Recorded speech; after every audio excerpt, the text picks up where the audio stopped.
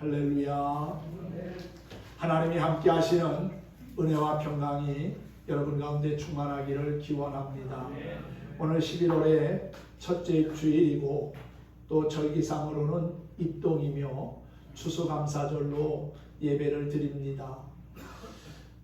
지금까지 지키시고 인도하신 하나님의 은혜와 사랑과 자비에 감사하면서 하나님께 감사하라는 제목으로 은혜를 나누고자 합니다. 내 삶을 지켜주신 하나님, 또 내 가정을 지켜주신 하나님, 또한 나의 삶의 현장을 안전하게 지키시고 보호해 주신 하나님, 그 하나님은 살아계신 나의 하나님이셨습니다. 할렐루야. 그분은 메마른 나의 심령을 어루만지셨고 내 눈에 눈물을 씻겨주셨으며 아픔과 고통의 현장에서도 함께 하셨습니다. 나를 한없는 자비로 위로하시고 위험과 사고에서 피할 길을 열어주셨을 뿐만 아니라 하늘의 소망을 붙잡고 지금까지 악한 영과의 싸움에서도 이기게 하셨다는 사실입니다. 그러니까 감사하고 그럼에도 감사하고 그럴수록 감사하고 그것까지도 감사할 수 있는 저와 여러분이 되기를 소망합니다.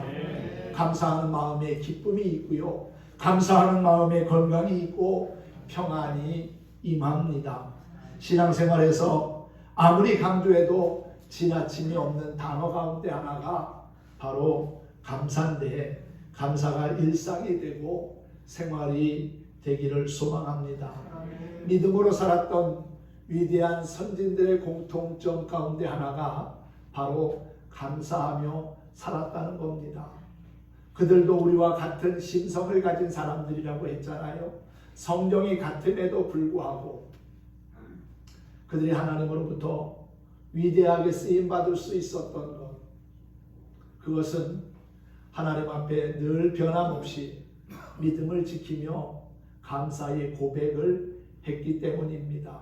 즐겁고 좋은 일만 있을 때 감사한 것이 아니라 힘들고 어려운 환경에서도 말할 수 없는 크나큰 고통 가운데서도 감사를 잃지 않았기에 하나님은 그들을 통해서 놀라운 구원의 역사들을 이루셨다는 것입니다.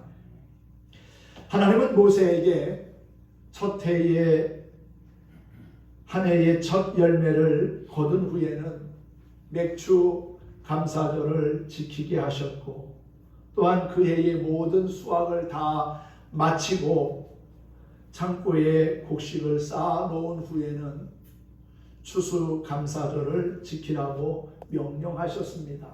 또한 모든 남자는 매년마다 3번씩 하나님 앞에 나오라고 했습니다. 그것은 종되었던 애굽 땅에서 구원하신 하나님의 은혜를 기억하고 감사하게 하기 위함이었습니다. 하나님은 이스라엘 백성에게 약속하신 가나안 땅을 주시면서 그들이 하나님께 감사를 잃지 않기를 바라셨습니다. 하나님에 대한 감사를 잃어버리면 하나님과의 모든 관계가 깨지기 때문이지요. 그래서 여름에는 초실절이라고 하는 맥주감사절을, 또 가을에는 수장절이라고 하는 추수감사절을 지키라고 명령하셨습니다. 그냥 단순히 지키라고 권면한 것이 아니라 명령하셨다는 겁니다. 명령은 반드시 지켜야 되는 거지요. 하나님의 명이기에 우리는 그것을 지키고 또한 하나님 앞에 변함없는 충성을 다짐해야 될 거라고 믿습니다. 하나님은 이스라엘 백성에게 놀라운 은혜를 주셨지요. 그런데도 그 은혜를 기억하지 못하고 잊어먹으면 안 됩니다. 하나님께 감사를 잃어버리는 사람은 결국 망하는 겁니다. 광야의 이스라엘 백성이 바로 그 증거입니다. 그들은 하나님의 은혜로 430년 동안 노예로 살던 애굽에서 나와 홍해를 마른 땅처럼 건너고 광야로 나왔습니다. 하나님은 그들을 위해서 낮에는 구름 기둥을, 밤에는 불 기둥을 예비하셨지요. 마른 반석에서 샘이 터지게 하셨고 쓴 물이 변하여 단물이 되게 하셨습니다. 그리고 먹을 양식이 없을 때 하늘의 만나를 허락하시고 메추라기를 통하여 일용할 양식을 삼게 하셨지요. 그럼에도 불구하고 조그만한 문제가 생기면 여지없이 하나님을 원망하고 또한 모세를 대적하며 다시 애굽으로 돌아가자는 목소리를 높였습니다. 감사할 조건이 얼마나 많았습니까? 종되었던 애굽에서 벗어난 것 자체가 감사하고 은혜 아닙니까? 그럼에도 불구하고 그것을 깨닫지 못하고 불평하고 원망하면서 하나님과 모세를 대적한 그들은 결국 어떻게 됐습니까? 약속의 땅에 들어가지 못했습니다. 감사를 잃어버리면 결국 천국이 나의 영원한 기업이 되지 못한다는 것입니다. 작은 것, 보잘것없는 것, 별 볼 일 없는 것, 그럼에도 그것을 가지고 감사하면 하나님은 우리에게 생각하지도 못한 더 큰, 더 좋은 감사의 조건들을 만나게 하시며 풍성케 하실 줄 믿습니다. 감사는 하나님과의 관계를 아름답게 유지하는 좋은 방법입니다. 또 가장 기본적인 방법이지요. 그래서 하나님은 사람들에게 감사 절기를 법으로 만들어서 내게 예물을 들고 와서 감사하되 네가 직접 들고 오라고 명령하셨습니다. 사람들이 감사의 절기를 지키기 위해서 집과 땅을 비우면 하나님께서 대신 그 빈 집과 빈 땅을 지켜주시겠다고 출애굽기 34장에서도 말씀하신 바가 있습니다. 감사를 요구하신 하나님의 명령은 우리가 망하지 않고 언제까지나 하나님의 백성으로 행복하게 살게 하시려는 사랑의 배려입니다. 오늘 본문 말씀에 보면은 위기 속에서 구원해 주신 것에 대해 감사하고 이스라엘이 어려울 때 부르짖었더니 하나님께서 응답해 주셨다고 하는 것을 감사하고 있고요.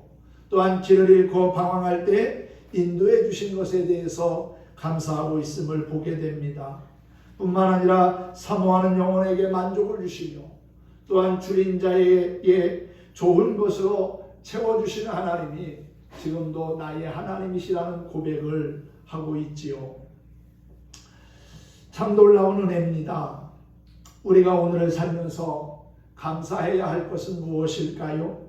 먼저 우리는 하나님께서 우리를 죄 가운데서 건지시고 구원하신 것을 감사해야 합니다. 아브라함을 갈대아 우르에서 불러서 구원하신 하나님은 애굽에서 종살이하던 이스라엘 백성들을 구원해 내셨습니다.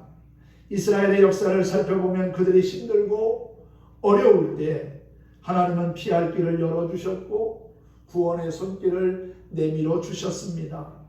이와 같이 죄로 인하여 영원히 멸망받을 수밖에 없었던 우리에게 예수 그리스도를 보내주시고 구원해 주셨으니 이 얼마나 큰 은혜며 감사한 일입니까?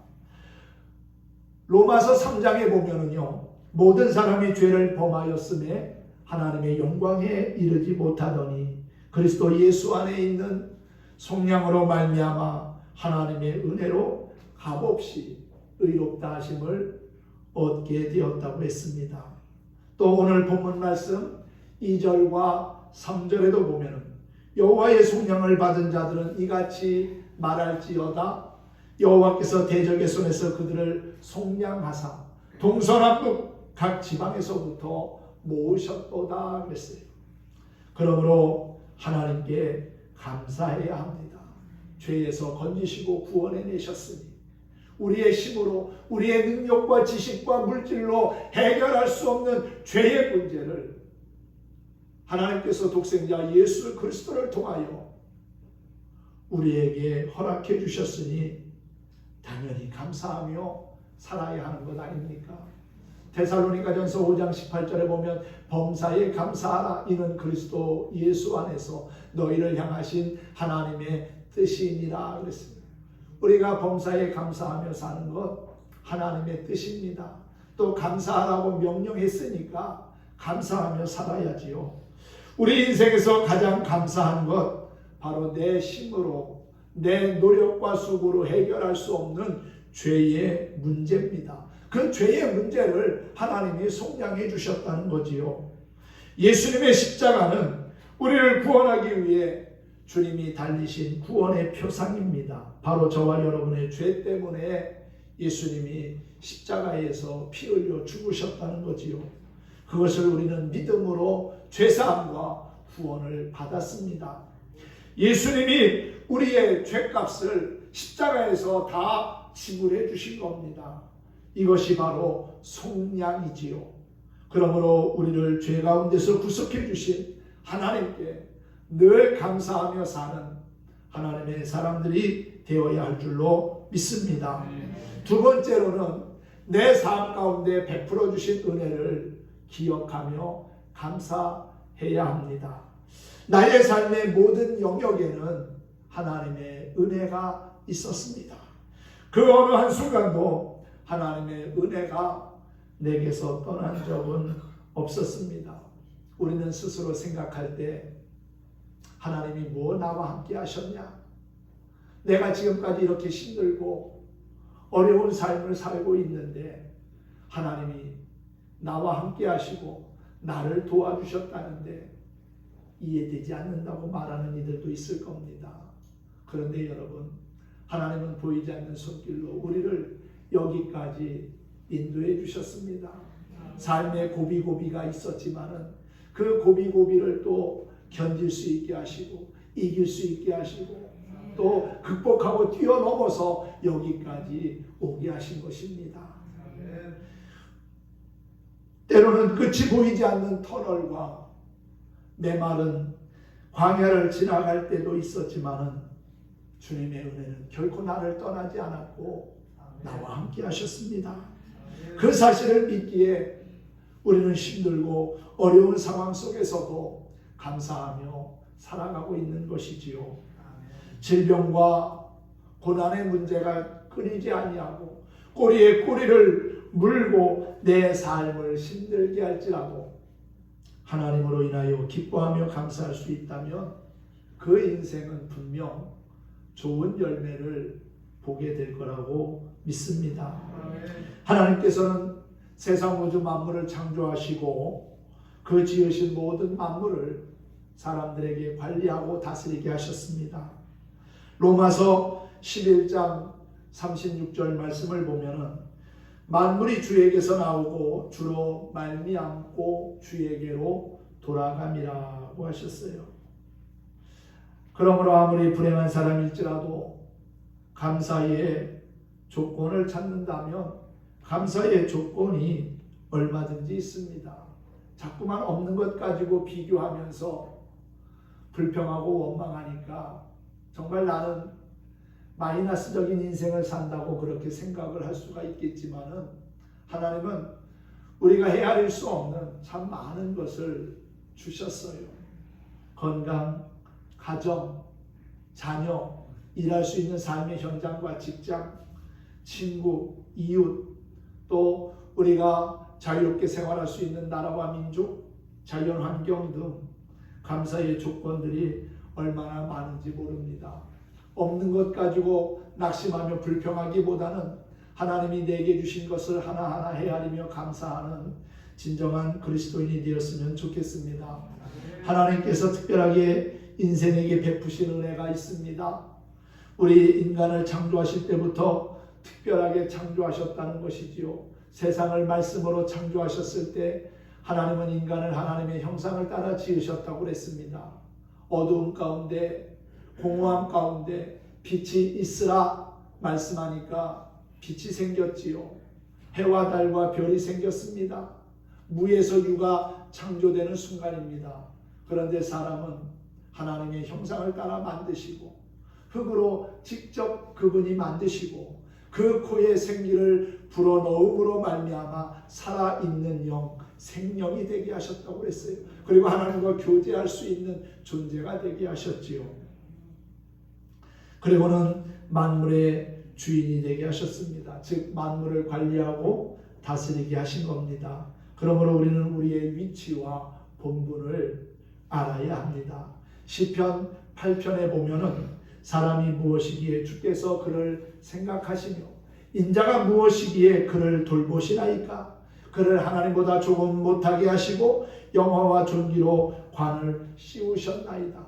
주의 손으로 만드신 것을 다스리게 하시고 만물을 그의 발 아래 두셨으니 곧 모든 소와 양과 들짐승이며 공중의 새와 바다의 물고기와 바닷길에 다니는 것이니이다 라고 했습니다. 삼라만상 오곡백과 하늘의 새와 바다의 물고기까지 인간에게 다 주신 겁니다. 그런데 우리가 그 모든 것을 잘 관리하지 못하고 다스리지 못했기 때문에 무책임한 결과로 환경 오염이 되고 또한 자연이 몸살을 앓고 있습니다. 마치 관리를 제대로 하지 못한 책임을 추궁이나 하듯이 자연적인 재해와 각종 질병으로 인류가 위협을 받고 있다는 것이지요. 코로나 바이러스도 마찬가지입니다. 자연을 다스리는 특권과 은혜를 주신 것에 대해서 다시금 감사하며 하나님이 위임해 주신 것을 잘 관리하고 책임을 감당할 수 있는 믿음의 식구들이 되기를 소망합니다. 또한 하나님께서 우리의 삶에 좋은 것으로 채워주시고 있음을 감사해야 합니다. 하나님은 우리에게 좋은 것을 주시기 원하는 분입니다. 아버지가 부모가 자녀에게 좋은 것을 주기를 원하는 것처럼 내 영혼의 아버지이신 하나님은 우리의 삶에 더 좋은 것을 주시기 위해서 고민하시고 또 그것을 어떻게 해서라도 우리에게 많이 안겨주시려고 애쓰시는 분이에요. 민수기 6장 23절 이하에 보면 여호와는 내게 복을 주시고 너를 지키시기를 원하며 여호와는 그 얼굴을 내게 비추사 은혜 베푸시기를 원하며 여호와는 그 얼굴을 내게로 향하여 드사 평강 주시기를 원하노라는 말씀이 있습니다. 하나님은 그렇게 우리에게 평안을 주시고 은혜와 복 주시기를 기뻐하시는 분이라는 사실이지요. 어려운 환경에서도 감사하는 자에게 하나님 함께 하시며 놀라운 구원의 은총을 베풀어 주십니다. 고난의 대명사라고 하는 욥이 고난 중에도 절망하지 않고 감사하며 기도할 때 하나님은 그의 삶을 다시금 일어나게 하셨습니다. 갑절의 은혜를 베푸신 하나님 앞에서 욥이 어떻게 고백했습니까? 내가 주께 대하여 귀로만 들었사옵더니 이제는 내가 주를 눈으로 배웠나이다 라고 고백하지 않았습니까? 다니엘도 사자굴 속에 던져질 것을 알면서도 전에 하던 대로 감사를 드린 결과 사자굴 속에서 구원을 받았을 뿐만 아니라 다니엘이 믿는 하나님이 참 신이라고 온 천하에 알게 했습니다. 사도행전 16장 25절 이하에도 보면 사도 바울이 빌립보에서 전도하다가 옥에 갇히는 어려운 상황을 만났지요. 매를 맞고 어두운 감옥에 갇혔습니다. 낙심할 만도 한데 사울과 신라는 오히려 감옥에서 찬송하며 기도했습니다. 감사했습니다.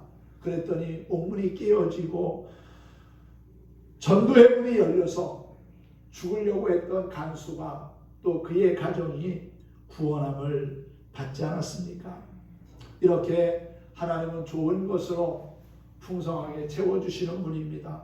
환난과 역경 속에서도 감사하는 자들에게는 큰 은혜와 복을 주시는 참 좋으신 분입니다. 감사는 우리의 삶을 보다 윤택하게 만들어줍니다. 캄캄한 방에 등불과도 같고요. 차가운 방에 따뜻한 난로와도 같습니다. 그리고 악취가 나는 곳에 향기와도 같습니다. 베드로전서 5장 8절에 보면은 근신하라, 깨어라, 너희 대적 마귀가 우는 사자같이 두루다니며 삼킬 자를 찾나니 그랬어요. 마귀는 우리 안에 있는 감사의 그 기쁨을 빼앗아 가려고 합니다. 그래서 하나님 앞에 원망하고 불평을 쏟아내게 하지요. 그런 마귀를 대적하고 물리치라고 말씀합니다. 마귀가 불평의 씨앗을 아무리 심는다 할지라도 감사하며 찬송하다 보면은 불평의 씨앗이 우리 안에 자라지 못하고 사라짐을 보게 될 것입니다. 하나님, 오늘도 우리에게 새날을 주셔서 감사합니다. 오늘도 하나님의 은혜 가운데 살게 해주셔서 감사합니다. 하루하루를 늘 그렇게 감사하며 사는 사람이 있었습니다. 악한 마귀는 그 사람의 감사를 어떻게 하면 하지 못하게 만들까 고민하며 연구했습니다. 그러던 가운데 혹시나 저 사람에게 감사와 행복의 비결을 갖고 있는 열쇠가 있지 않을까? 그 열쇠를 빼앗으면 감사도 못하고 행복하지도 못하겠지 하면서 그가 숨겨놓은 감사의 비밀 열쇠를 찾으려고 마귀들이 자신들의 모든 그러한 역량을 총동원했습니다. 혹시나 땅속 깊이 그 행복의 비밀 열쇠를 감추지는 않았을까? 다 찾아봐도 찾을 수가 없었습니다. 혹시 금고에 놔두지는 않았을까? 혹시 곡식 창고에 숨긴 건 아닐까? 또 높은 다락방에 감춰둔 건 아닌가? 마귀들이 그 사람 주변을 샅샅이 뒤졌지만은 그가 가지고 있는 감사와 행복의 비밀 열쇠를 찾지는 못했습니다. 결국 이를 갈며 마귀들이 그에게서 떠나갔습니다. 그 귀중한 행복과 감사의 열쇠는 바로 하나님을 사랑하는 그 사람의 마음속에 있었던 것입니다. 악한 마귀가 우리의 행복을 빼앗아가지 못하게 늘 감사하며 찬송하며 사는 저와 여러분들이 될 수 있기를 소망합니다. 오늘 추수감사절로 예배를 드리면서 다시 한번 어려웠던 가운데서도 나와 함께 하시며 베풀어 주신 하나님의 은혜를 기억하고 감사의 마음을 회복할 수 있으면 좋겠습니다. 우리가 자연스럽게 접하는 햇볕의 비용을 지불하고 사용해야 한다면, 또한 대기 중에 있는 산소의 비용을 지불해야 한다면, 빗물을 사용하는데 비용을 지불해야 한다면 그 값은 도대체 얼마나 되겠습니까? 그런데 이토록 중요한 것은 하나님께서 우리에게 거저 주셨다는 거지요. 추위와 더위를 피할 수 있는 집이 없다면, 또 TV와 컴퓨터와 냉장고, 세탁기 같은 가전제품이 없다면, 옷과 신발, 스마트폰이 없다면, 들을 수 있고 볼 수 있고 말할 수 있고 또한 걸을 수 있고 만질 수 있고 느낄 수 있는 신체의 일부를 잃고 살아가야 한다면, 마음껏 표현하고 표출할 수 있는 자유가 억압된다면, 저 북한 땅의 동포처럼 통제와 감시를 당하는 체제 속에 살아가야 한다면, 일할 수 있는 직장을 잃는다면, 풍성한 삶은 아니어도 그나마 서로 위안과 힘이 되어줄 가족과 가정이 없다면 우리의 삶은 너무나도 불편하고 삭막하고 불행하다 느껴질 겁니다. 지금 우리가 누리고 있는 것이 당연한 것 아닙니다. 이 땅에 태어날 때 우리는 아무것도 가지지 않은 빈손으로 태어났어요. 그런데 살아가는 삶의 여정 속에서 하나님은 우리에게 참 많은 것을 주셨습니다. 살아감에 있어서 불편하지 않도록 우리의 삶에 많은 것, 귀한 것, 좋은 것을 허락해 주신 것입니다. 그 모든 것을 한마디로 말한다면 은혜지요. 행복한 삶은 예수님이 우리와 함께 하심을 믿고 감사하는 데서부터 시작이 되는 겁니다. 여러분, 단순히 추수감사절이라고 감사할 것이 아니라 일생을 살면서 하나님이 나와 함께 하심을 감사하고 내 죄를 구속하심에 대해서 감사하고 또한 끊임없는 은혜와 자비를 베푸심에 감사하고 내 삶의 풍성함으로 채워주심에 감사할 수 있으면 좋겠습니다. 사모하는 영혼에게 만족을 주실 뿐만 아니라 줄인 영혼에게 좋은 것으로 채워주시는 그분이 나의 아버지셨다는 사실이지요. 오늘은 예수님이 내 삶을 인도하셨습니다 라는 찬양을 함께 부르면서 말씀을 마치도록 하겠습니다. 예수님이 내 삶을 인도하셨습니다 라는 고백과도 같은 이 찬양을 통해서 우리가 다시 한번 하나님의 은혜를 기억하고 감사할 수 있으면 좋겠습니다. 앞에 있는 화면을 같이 보면서 찬양하도록 하겠습니다.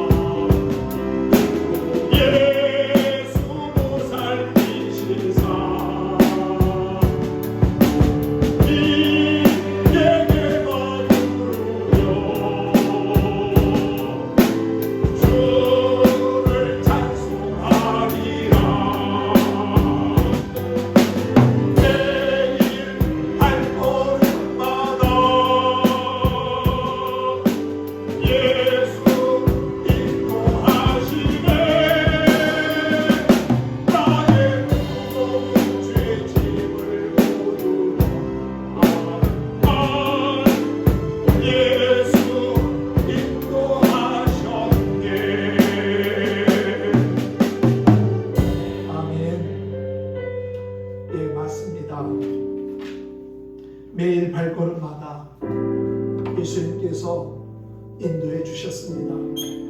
가시밭길 인생길을 허덕이며 갈 때와 시험과 환난 중에도 우리에게 승리의 계가를 부를 수 있게 하신 분이 바로 주님이셨다는 사실이지요. 우리를 죄에서 속량해 주시고 또한 한없는 은혜를 베푸셨을 뿐만 아니라 지금도 내 삶에 필요한 것들을 좋은 것으로 채워주시기를 기뻐하시는 하나님, 그 하나님을 자랑하는 간증의 주인공이 되기를 소망합니다.